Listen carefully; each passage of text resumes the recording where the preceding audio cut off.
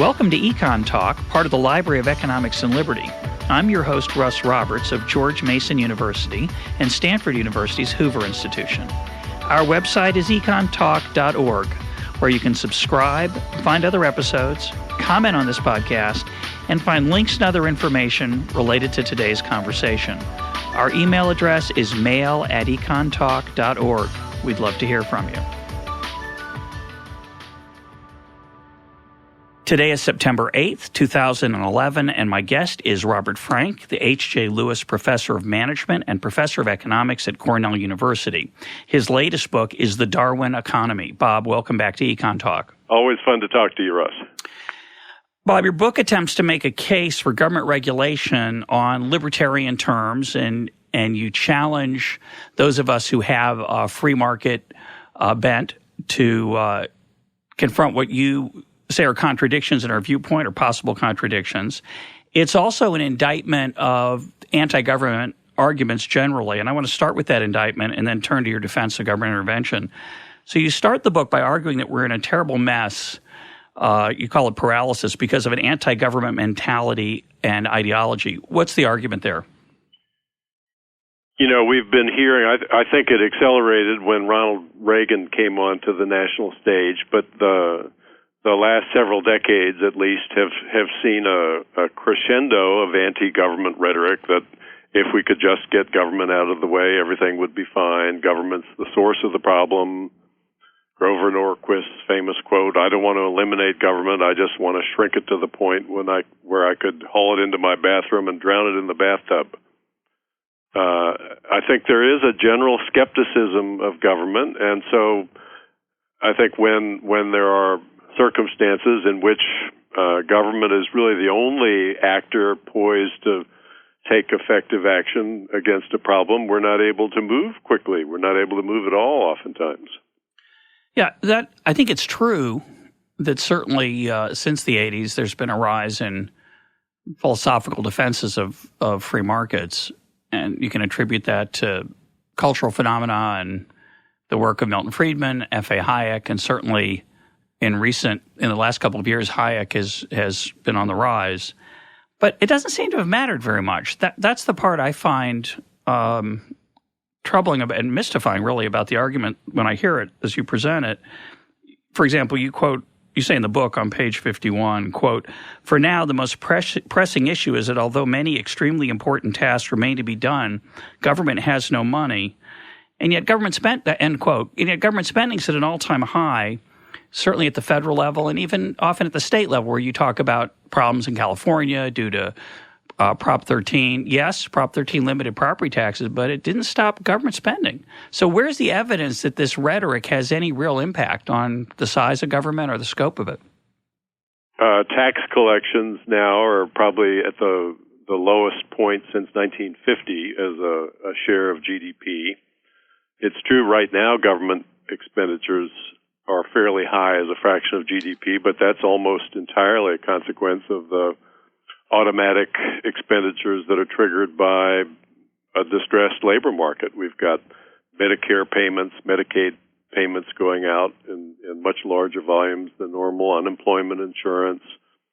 The high expenditure levels now are not a consequence of a rising share of GDP going to government. They're really a temporary aberration that reflects the depth of the current downturn. Well, there are some automatic stabilizers, but that $820 billion of stimulus wasn't part of that. We're spending $3.6 or $7 trillion this year, some of that due to the recession. But certainly, let's go back to pre-recession, 2005, 2006. Again, to take the state level, state of California spending was dramatically high. Federal government dramatically high. It was historically in the ballpark. It was toward the high end of peacetime proportion of GDP before the recession lowered that denominator. I'm going to argue, and I get your take on this, I'm going to argue government does too much. It's not that it's hasn't shrunk, and that anti-government mentality's had, in my mind, and again, we could debate it, I guess, virtually zero impact on the real world. It's restrained some stuff, but I don't see any impact that free market ideology has had much of an effect on the big picture. Instead, government's expanded to do a bunch of stuff it doesn't do very well. Well, if you look internationally, though, Russ, I think we're really at the low end of the scale in terms of the share of economic activity that's accounted for by government. That's true. The national health sector is very large in the U.S. It's mostly private. In most countries, it's public, so that's part of the difference. But if you look just at the growth in government spending, here it's been actually quite modest compared to international standards, and I think that's got to, in the end, be a reflection of the kind of anti-government sentiment we're talking about. The question is that a good thing or a bad thing? I gather you think it's a good thing that government expenditures have grown more slowly here than they have elsewhere. People here are generally not happy with their government. We're quite suspicious of our government. I think the ranking of the U.S. on the Transparency International's scale of perceptions of corruption in government, we rank 21st on that scale among nations.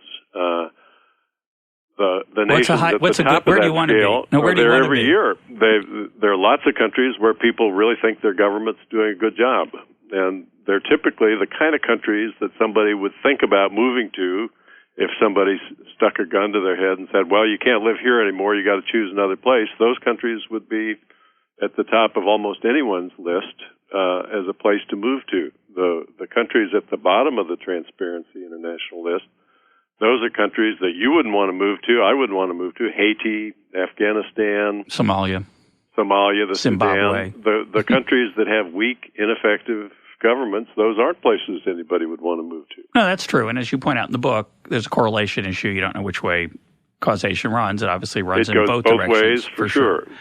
But I think, the international comparison is an interesting one. I certainly accept the point, and I think it's true that we have a different culture, American culture. The average American views government differently than in many other places. And that is part of the reason we have a smaller government. We've historically had a different political system, which was part of the reason. It's interesting to think about why that is, too. I've often wondered why we're so different from Europe and the rest of the developed world on that particular dimension. And my guess is that it's two things.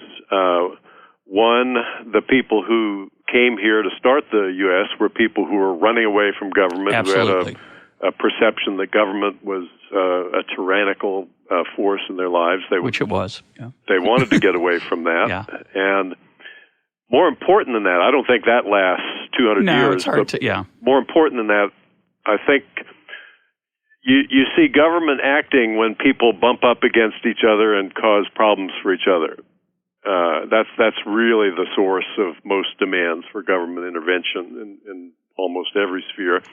And here we had the Western frontier for most of our history. When people bumped up against each other and started getting in each other's way, it was easy enough just to move west and escape the problem that way.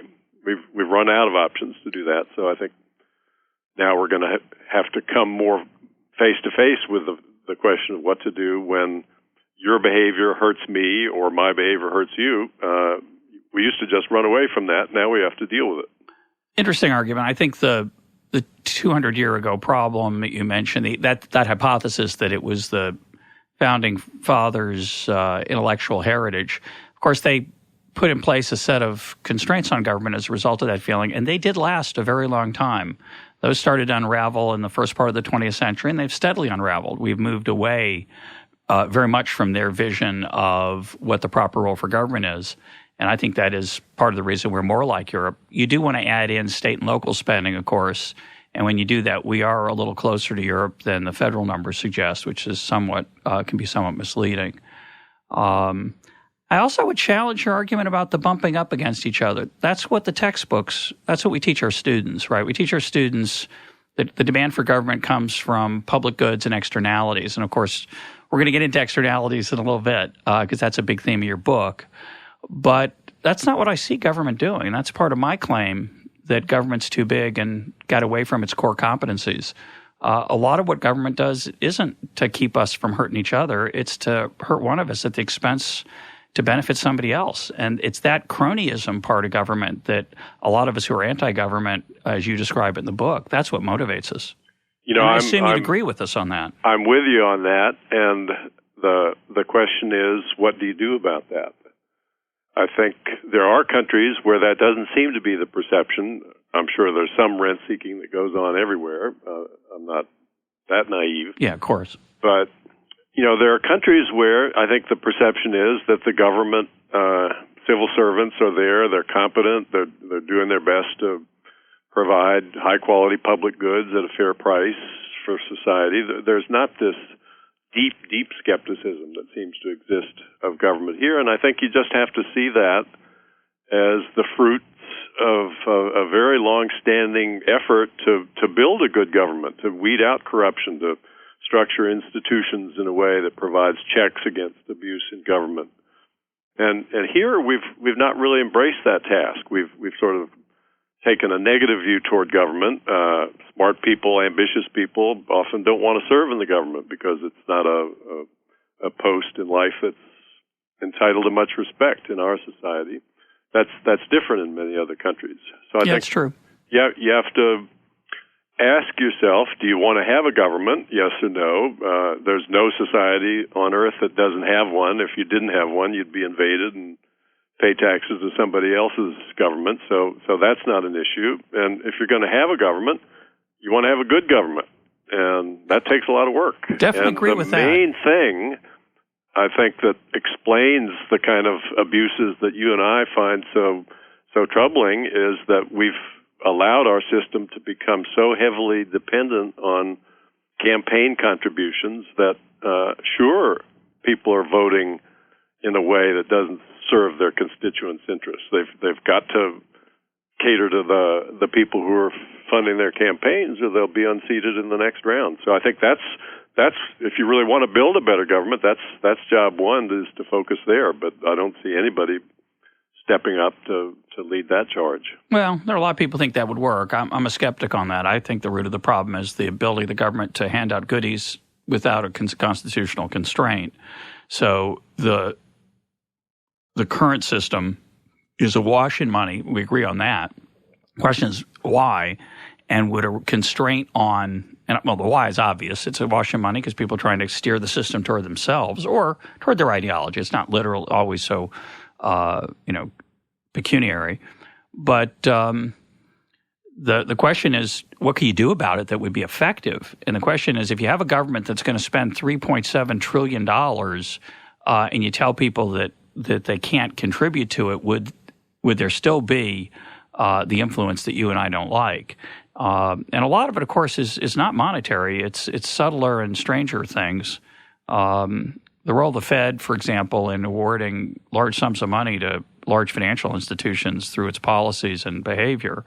I don't think Ben Bernanke's not running for office. Campaign contributions don't have anything to do with it. It's a subtler form of influence and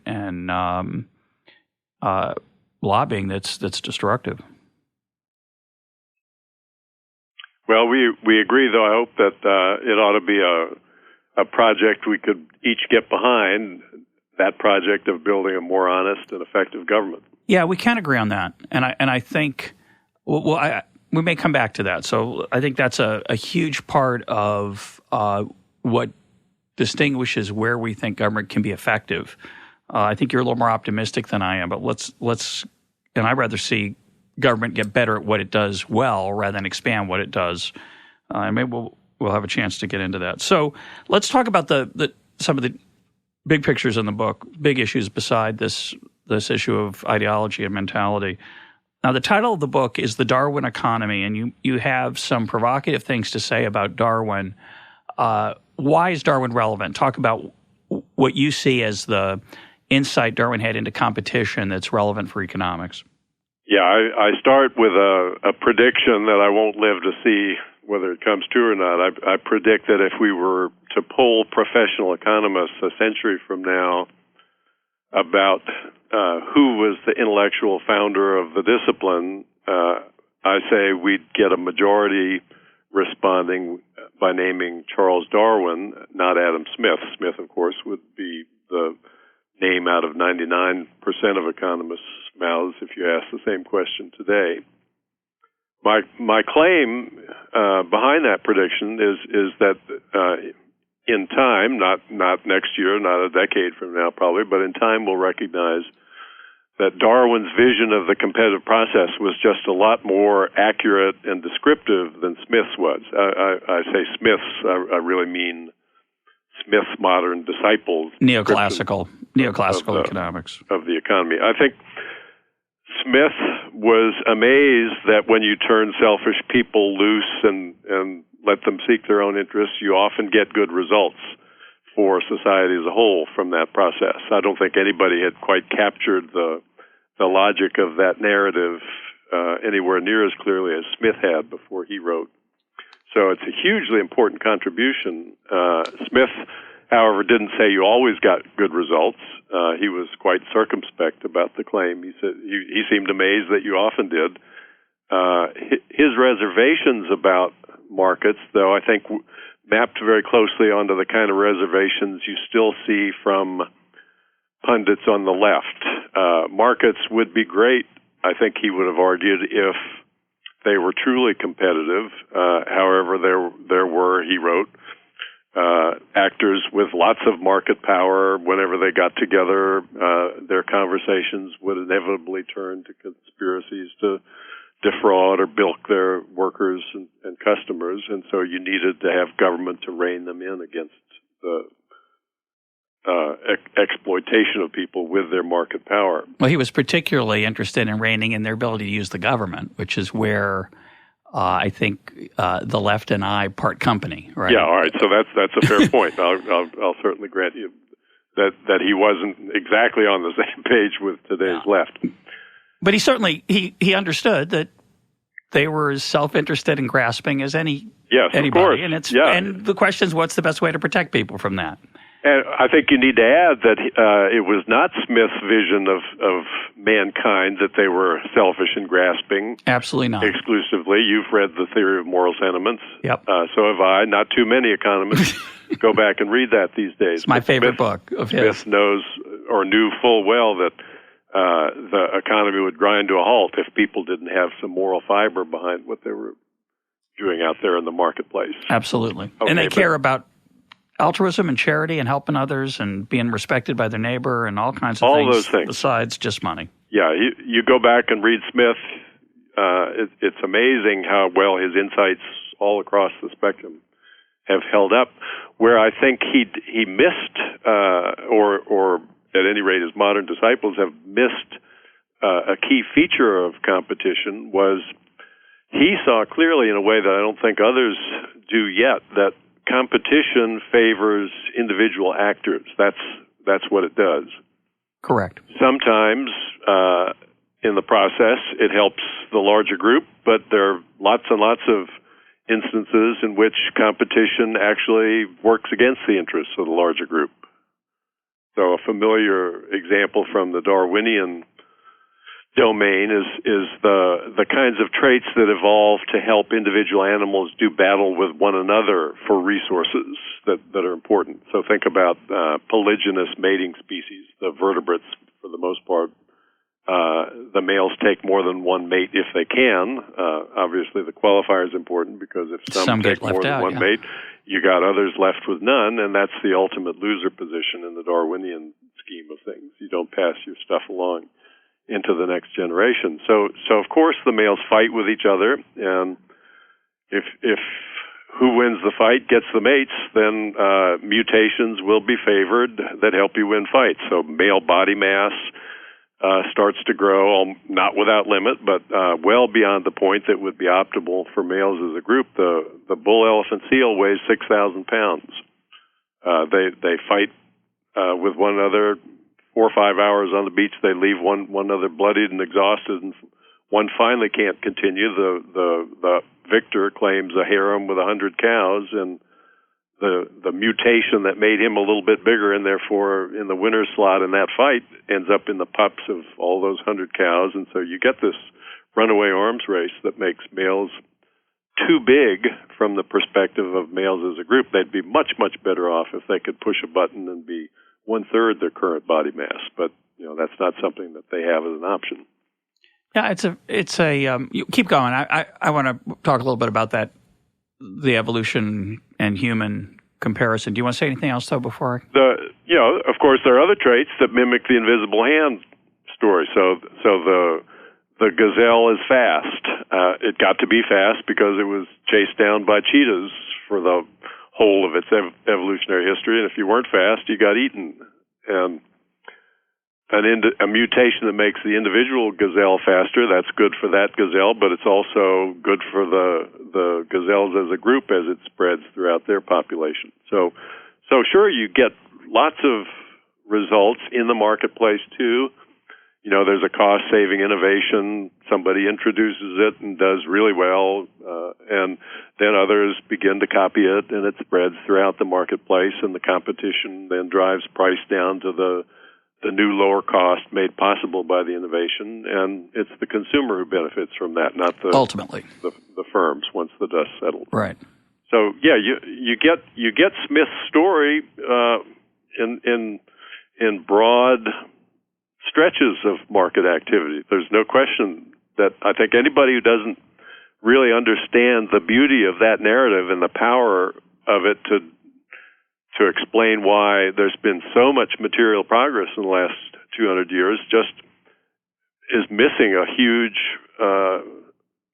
component of human history. That's a hugely important story.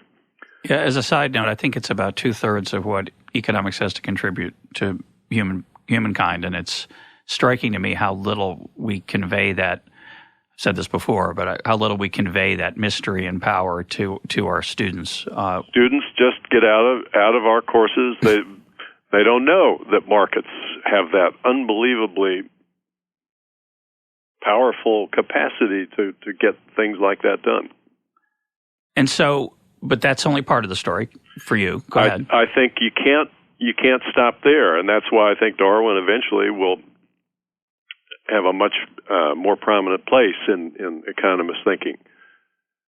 There's lots of stuff in the marketplace where what counts is not how well you do, not the absolute quality of your performance, but the relative quality of it. And competition does spawn, as in the case of big antlers in the bull elk, large body mass in the bull elephant seals. There are many analogs to those arms races that we see in the market. Look at the financial services industry. They're hiring the smartest people we produce in the university system.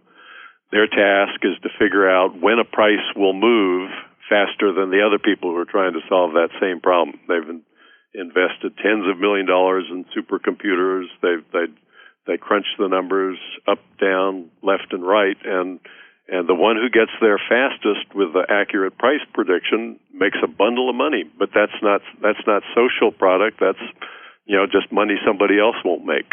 And those same people, those best and brightest that were 45% of Princeton's graduating class takes a job in the financial services industry. The last year we have data from before the crash. Those are really smart people who could be doing something that you and I would benefit from. You and I are not benefiting when they help market a derivative security to somebody or help come up with an algorithm that's going to predict when the price is going to move 10 seconds before the second fastest algorithm does it. But Bob, Goldman Sachs chairman Lloyd Blankfein assures me they're doing the Lord's work, and I bet you're not reassured by that. I'm not, and it's funny because I used to be. I used to think, well, I used to take the story you just told me, and I said, yeah, I disagree with you, and I'd say, well, it's true that there's these small movements in prices that people make money off of, but that's good because prices send signals, and it's important that the right prices be sent, and the allocation of capital is crucial for productivity. The problem is, I agree completely. Of course, but the problem is that we just spent a few $1 trillion on our housing stock, which suggests that there's something deeply wrong with the allocation of capital within our financial system. It could just be a mistake. Some people defend it that way. No, it's not a mistake at all. I don't think so. I mean, we talked about the influence of money in the political system. No, the banking industry got deregulated.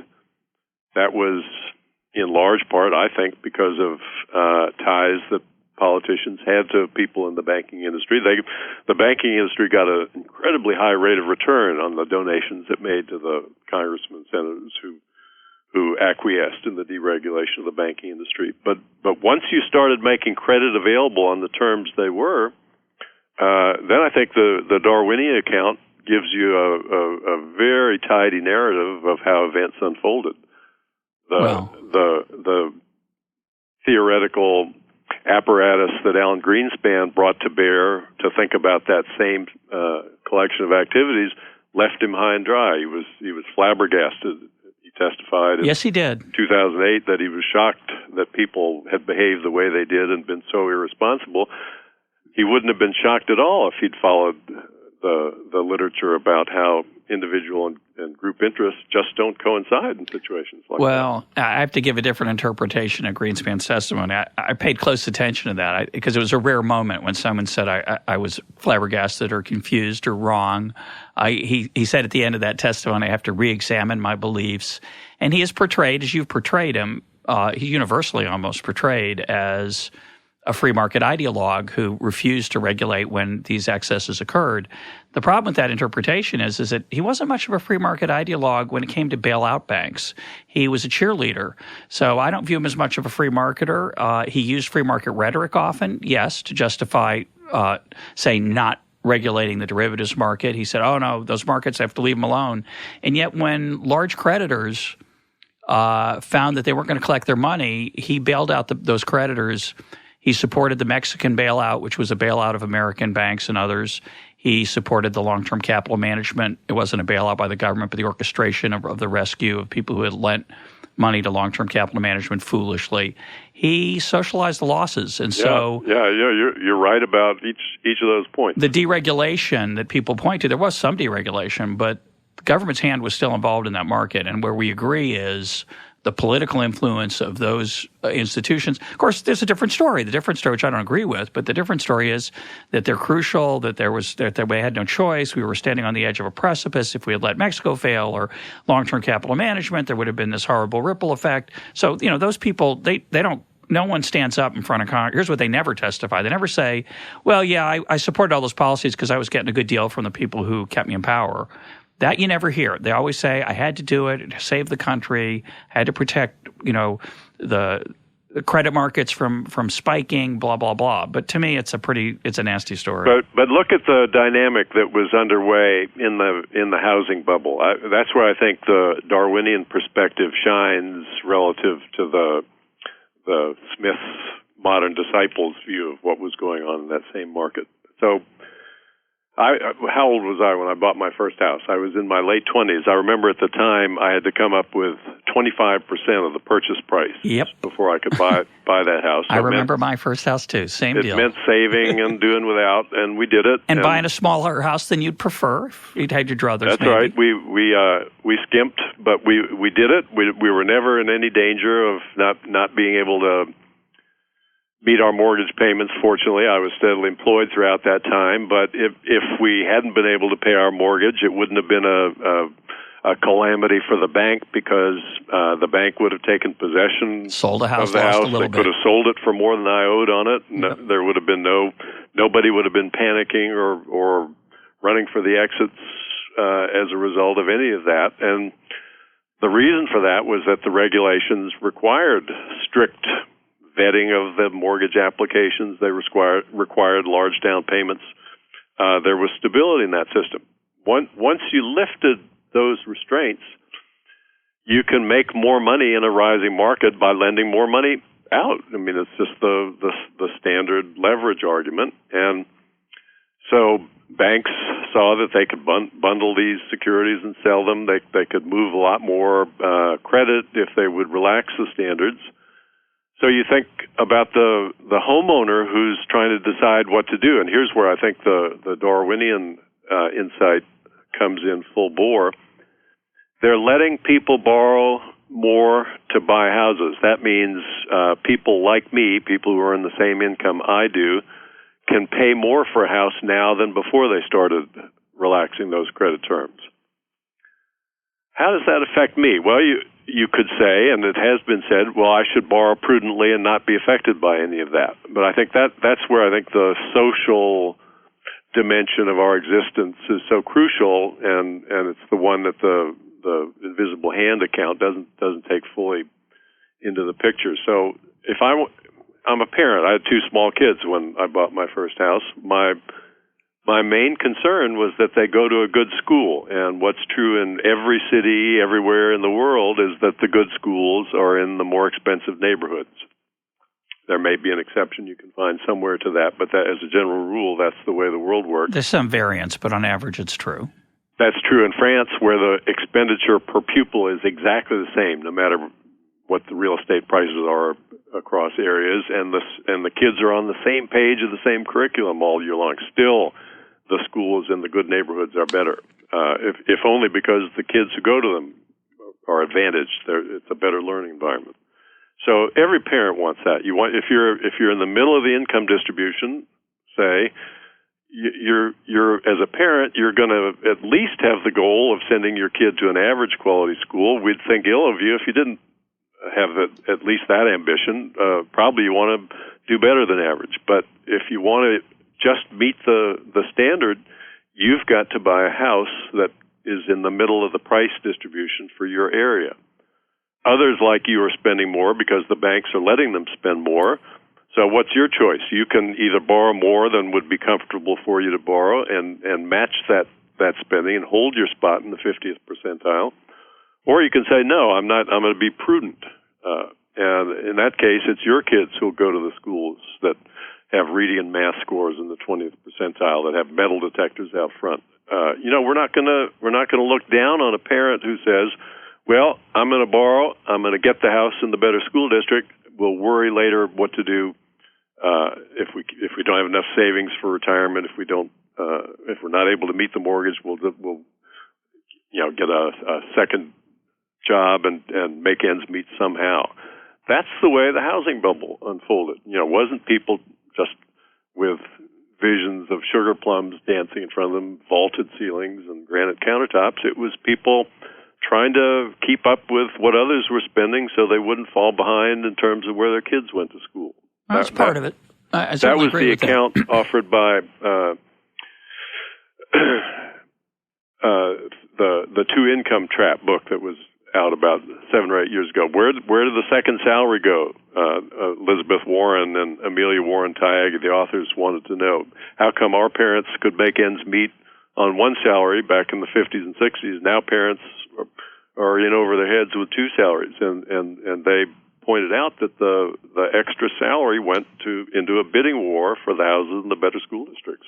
It's part of it. So I think what's missing from that story is why banks were willing to lower those down payment claims from 20% to 10 to 3, and that initially started, not the end, but that initially started with a government initiative in the 90s to encourage homeownership and liberating Fannie and Freddie from the requirements that they only lend to safe people with 20% down. Those were factors that mattered too. And so that led to a flood of financing that wouldn't have occurred in a Smithian world.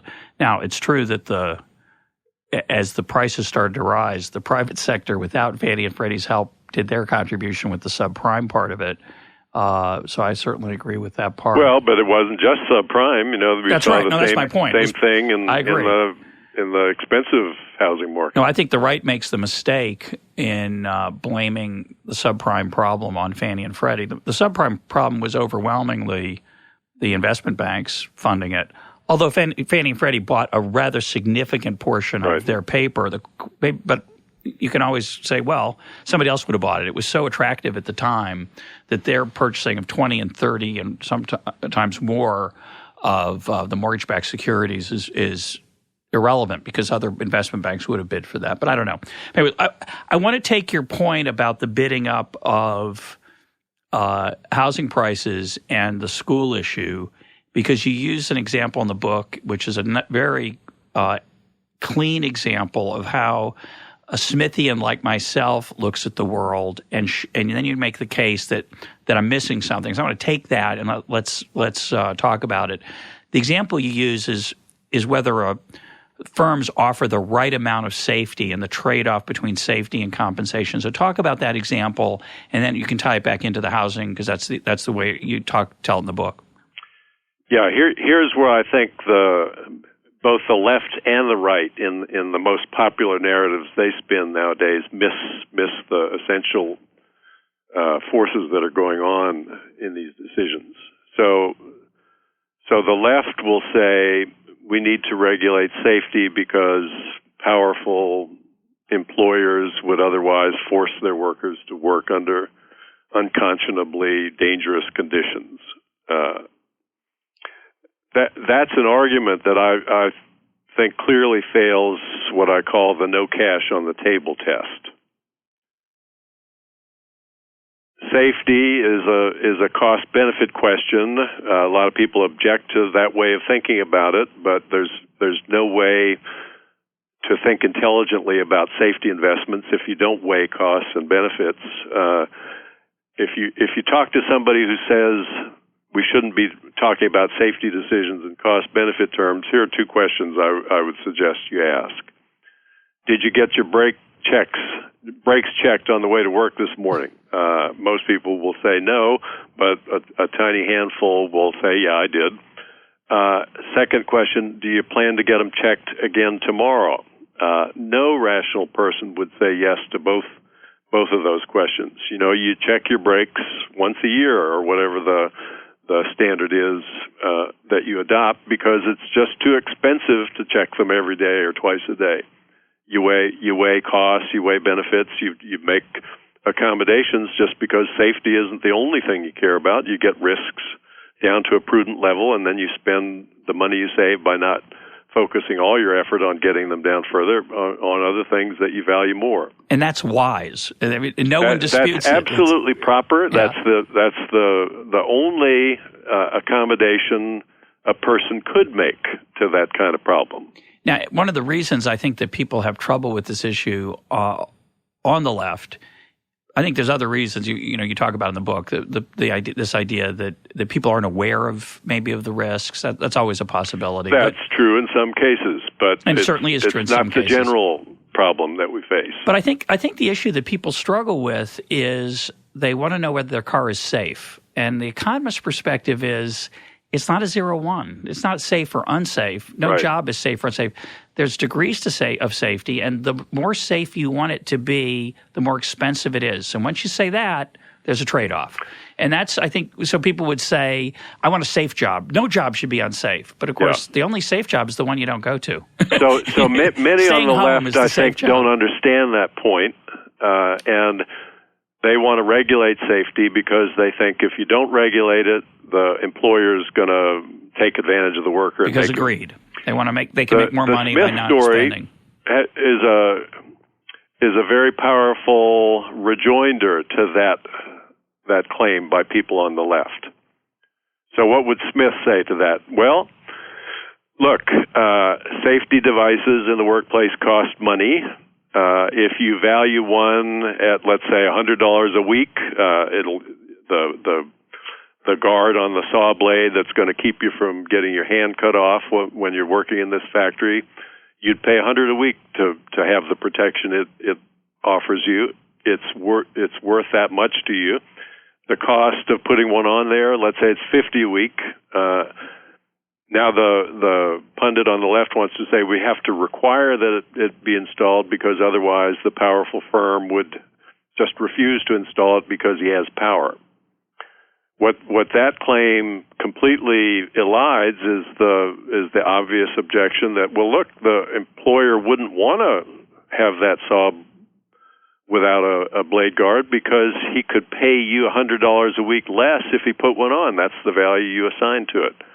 You'd be willing to move to a job that paid you $75 a week less rather than stay in your current job that refused to put a saw blade guard on there. And so, there are forces in the marketplace that will push the employer to install a safety device on a machine where the benefit exceeds the cost of it, just because you'd have an incentive to move otherwise. If there's no place you could move to, he'd still want to do it because he could cut your salary, and you'd agree rather than continue working with the condition that didn't suit you. So that's where I think the left's view of this problem utterly fails the no cash on the table objection. If the employers were doing what the left says they're doing, there'd be cash on the table. Some other employer could come in and cherry pick the best workers out of the dangerous factory just by installing safety devices that were worth more to the workers than their cost. The other part of that story, of course, is that a safety device that is too expensive won't be installed. So will install the ones that are wise to install, and it'll fail to install the ones that we wouldn't want to install. And that story points you to the level of safety that will emerge in an employer managed workplace that would be exactly the same as the level of safety you'd see if individuals were self-employed. They would confront the same cost-benefit question, whether to put a saw blade guard on the machine they're working on, and they would compare the costs and benefits the same as would happen under market competition. Okay, now, but you argue there's more to the story. So that's the story the left doesn't understand. What I think the right doesn't acknowledge is that it's not just absolute value of safety versus absolute value of wage income. If you think about the worker's decision, should I take a riskier job? Well, I can get more money if I do. Why would I want more money? Well, I want more money because maybe the extra absolute quality of the goods I buy will give me additional utility. That's the standard Adam Smith story. What's really important that's left out of that story is that you value the extra income not just for the extra absolute consumption, but also for the extra relative consumption. So think about a worker who takes a riskier job, earns $100 a week more in salary. That's $100 a week he can take and bid for a house in a better school district. He's got now some leverage. He can move his kids up in the hierarchy. But since that's a decision that any other worker's free to take too, the equilibrium in that game is one in which all workers sell more safety than they would as individuals, and the extra money goes into a bidding war for the houses in the better school districts. And when the dust settles, the only thing they've managed to achieve by doing that is to bid up the prices of the houses in the better school districts. And they're stuck with less safety than they... And they've got less safety than they would have chosen if they'd been on a desert island making that decision in isolation. So the fact that they might want to endorse safety regulation, they know things would be better if we were all working under safer conditions, so we're going to regulate. That's the only way we can get there. It's like Tom Schelling's example of the hockey players who when they have the right to skate without a helmet, they always skate bareheaded, and yet he noted they would always vote unanimously in a secret ballot for a rule requiring helmets. And his explanation was exactly parallel. He said that when you're free to take your helmet off, you get a competitive edge by doing that. The other side's got a match because they don't want to lose a competitive edge, and the equilibrium is everybody skating without a helmet, everybody facing more risk.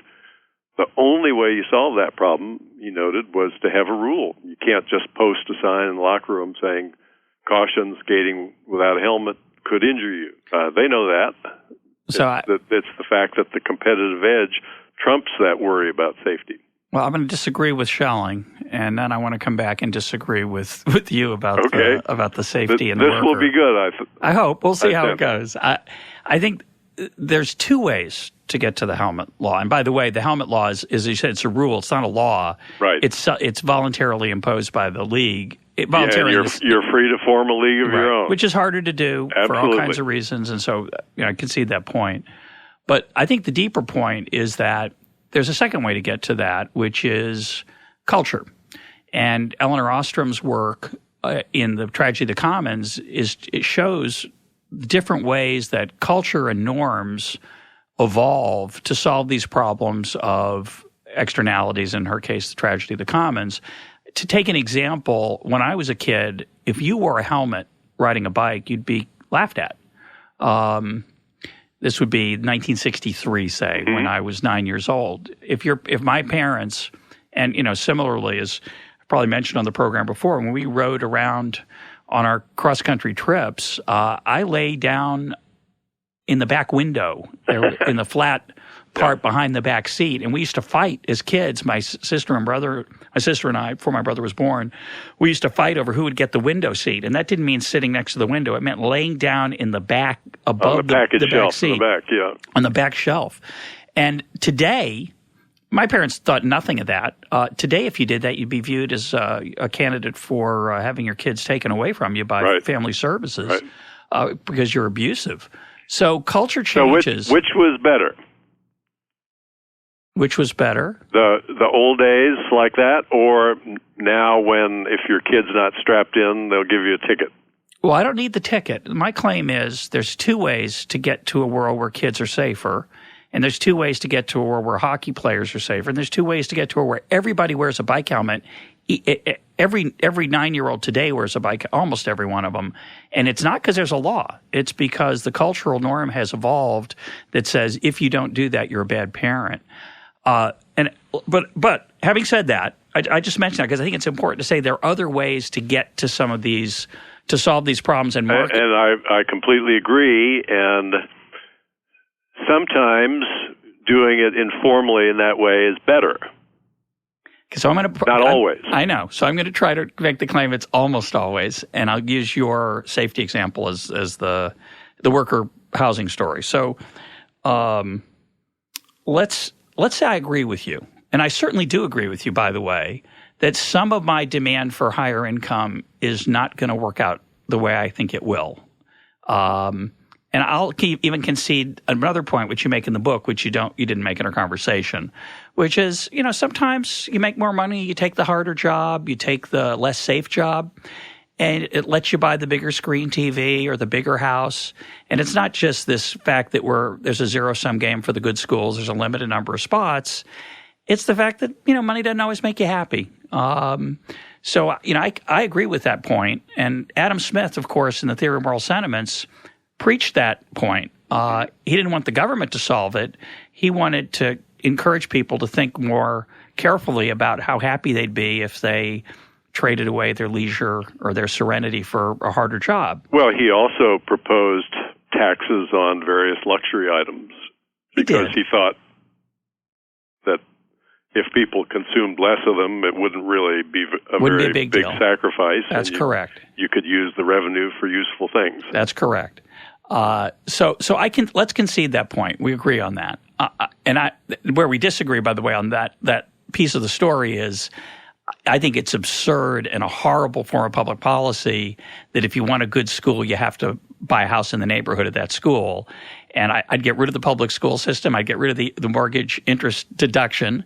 That would reduce some of this. And certainly the getting rid of the school system connection to neighborhood would solve some of that problem. And I think that'd be a better way to solve it. I would applaud each of those efforts, but I would caution you not to be too optimistic about severing the link between where you live and how good the school is your kid goes to. Why? I just think there's a very powerful demand on the part of the people who are in a position to secede from the school system that their kids be able to go to school somewhere close by and convenient. Yep, good point. Good point. But I'm not sure that would change. If that's the only thing going on, if we had a private school system, government was out of schooling, it's true there'd be a correlation between housing prices and quality of school perhaps, but for a bunch of reasons. But it wouldn't be the one that we're talking about, which is that the only way to go to a good school is to live near it. So, but let's put that to the side. Yeah. Let's put that to the side. I think that here's the more interesting issue for me. So I'm going to concede your point. I'm going to concede that there's given the constraints of the current public school system, it is certainly true that we have created. It's a tragedy of the commons, an externality, what you call an inefficiency. That in my trying to decide the trade-off between safety and compensation, I'm forced through my own self-interest to pursue a mix that is not ideal because the extra income doesn't necessarily buy me what I think it's going to buy me. So let's say that's true. Here's my two challenges to you. The first one is, if that's the first one is, what's the magnitude? That's a crucial question, right? When you talk about the relative importance of Darwinian versus this Smithian competition, relative versus absolute improvements. So if it's a small magnitude, it's not so important. If it's a big magnitude, it is important. First thing I point out is that if you look at the secular trend, meaning the trend over time in workplace safety, there's a long, steady fall in it. Fall in mortality and fatalities and injuries. The workplace has gotten safer and safer in the United States long before the government got involved, long before OSHA was involved in 1970. So the Smithian forces are still pretty powerful. And it's the second point, unfortunately. I don't deny that for a moment, by the way. I mean, safety is a normal good. We're way richer than we used to be, and one of the things you want more of when you get richer is safety. Yeah, and you and I work in jobs that are way safer than required by OSHA regulations. And part of by the way, if you look at that secular trend, that trend over time, part of the reason that fewer people die on the job is that, as you say, we take safer jobs. Fewer people work in the mines, fewer people work in factories, more people work at desk jobs. But even within the dangerous jobs, it's safer. Mining is safer. No, that's true. And that trend started before regulation. The fundamental issue, and I think what really distinguishes – so we could debate, how big these factors are. The biggest problem I have is that even if I concede your point that they're significant, where's the evidence that government's going to pick the right level of safety? So you don't want to let the invisible hand pick it. Okay, I understand the argument. It's not – the invisible hand doesn't pick the perfect mix. Why would I think government could do it better? And how would it possibly do that, how would it possibly set the, quote, right level of safety given the issues that you're worried about? There could be all sorts of interesting design issues involved in the question of how to regulate safety if you think there's even a theoretical case that the market level might be suboptimally low. I'll grant you all the objections you'd be inclined to make about how ill-equipped OSHA might be to solve that problem on a case-by-case basis. And how it might listen to the more powerful interests rather than the you would need to evaluate whether the proposed solution was going to be any better than doing nothing. I think that's always got to be the test for any government intervention. It's not. I have a constant challenge to persuade students that they're not done when they've merely succeeded in demonstrating that the current equilibrium might not be socially optimal. That doesn't mean that any old intervention is going to make matters better. You've got to begin with the assumption that government's imperfect too, and whatever intervention they mount might be worse than doing nothing. That's absolutely a valid point. Is there any evidence that injury taxes? The fact that we have. The workman's compensation insurance program that's experience rated. There are sort of more flexible, price-based ways to stimulate the provision of additional safety that do not prescribe in command and control form and possibly run up against a lot of waste of that familiar sort. Yeah, that's all properly on the table for discussion. I'm just trying to achieve a much more modest objective, which is to say we need to have that discussion. And I think so many on the right say government has no right even to consider intervening in workplace safety decisions. It's very powerful rhetoric that the right has. Why should the government step between me and my employer? We're free individuals. Why can't we sign a contract where I agree to accept the work and whatever risks go with it freely of my own accord? If the employer agrees and I agree, who else is affected by that? That's a pretty powerful argument when you hear it, but what it leaves out is the fact that when I make that choice, I get a leg up on others in my ability to bid for the house in the better school district. So others are involved in that choice. No doubt. Therefore, it's proper to think about whether there's anything that can or should be done. That's my objective here. I don't want to say this particular intervention necessarily makes matters better. Maybe it doesn't. And I think the left needs to be far more attentive to design issues and regulation and less presumptuous that intervening will make matters better no matter what. So let's come full circle. And we've left a lot of issues undiscussed. Maybe we can come back and do another one if you're interested. I'd be delighted to do another one anytime. But I want to come full circle. I want to come back to this issue I raised earlier, which is relevant given what you just said. My counter to that would be, well, we have a track record of what government's done, and it has done it very well. A lot of what government does in the name of helping the consumer, restraining various things, actually rewards politically powerful folks rather than the goals that you and I would like it to do. And so my challenge to the left and to you on this issue, and I would add in a related issue of government spending generally, is I think the biggest challenge is if you're going to make the case that government should have a broader role, you've got to convince me that it can do it more effectively. Take an example you mentioned in the book a number of times. You argue in the book multiple places that we need to spend more on infrastructure. But government spending on infrastructure has been rising for the last 25 years, and that's before the stimulus spending and whatever the president proposes tonight. We're recording this on Thursday, September 8th. The president's going to make a speech tonight, and I think he's going to propose some infrastructure spending. So you can argue that there are bridges and roads that need work, but for some reason, spending an ever-increasing amount of GDP has failed to do it effectively. And I think the challenge is, how do you get government to spend its money wisely?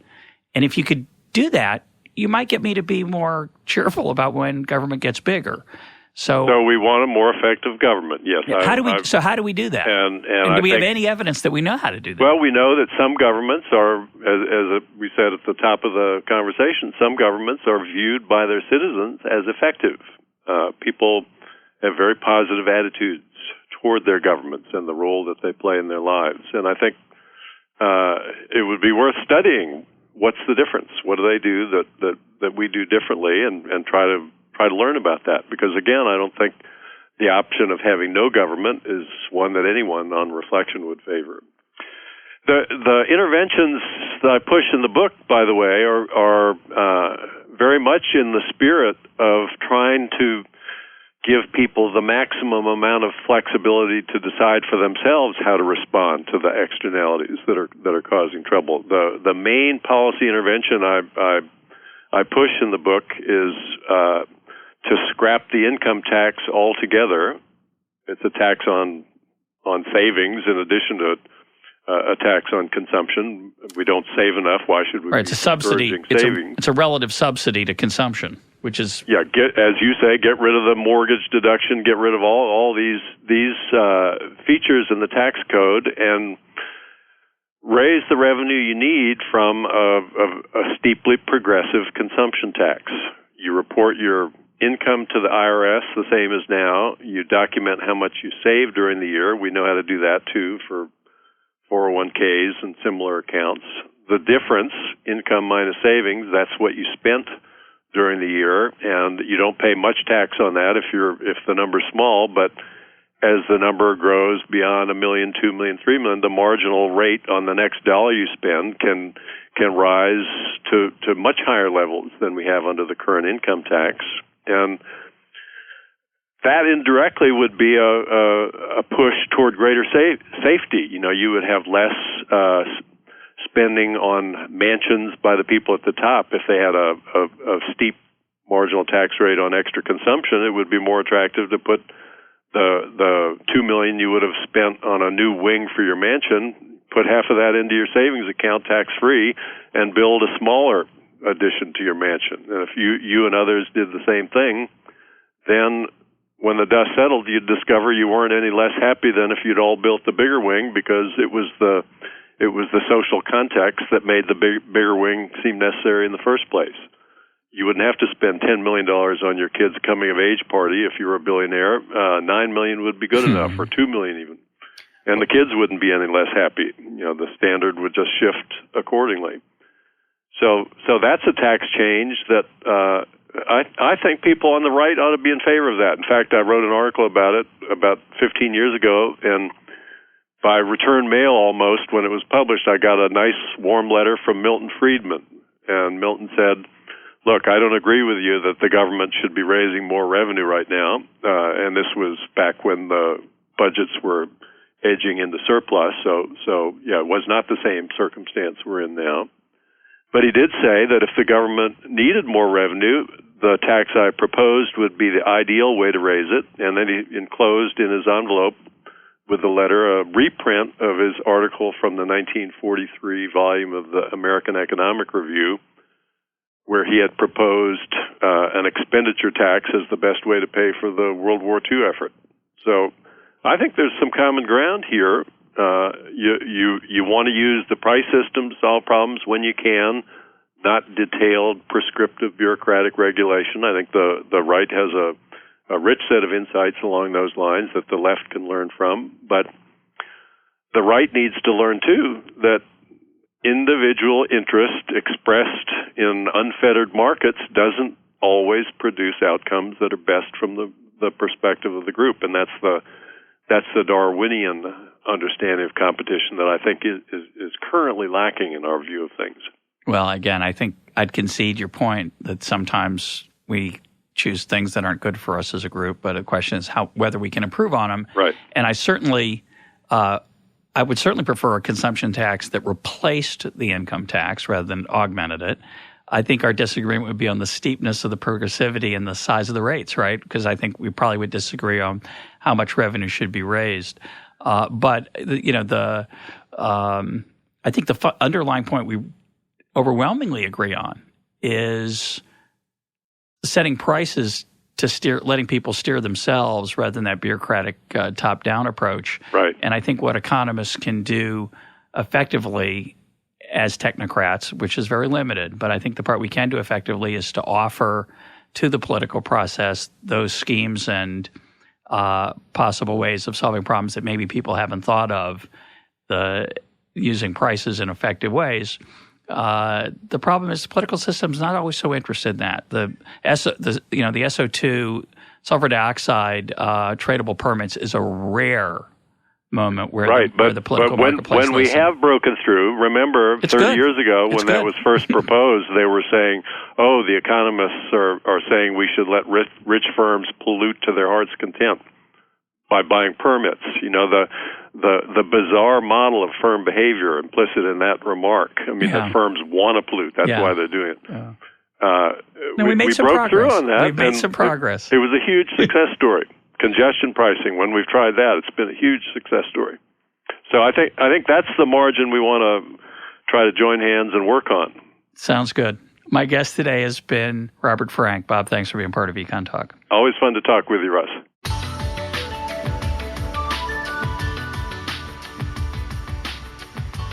This is EconTalk, part of the Library of Economics and Liberty. For more EconTalk, go to econtalk.org, where you can also comment on today's podcast and find links and readings related to today's conversation. The sound engineer for EconTalk is Rich Goyette. I'm your host, Russ Roberts. Thanks for listening. Talk to you on Monday.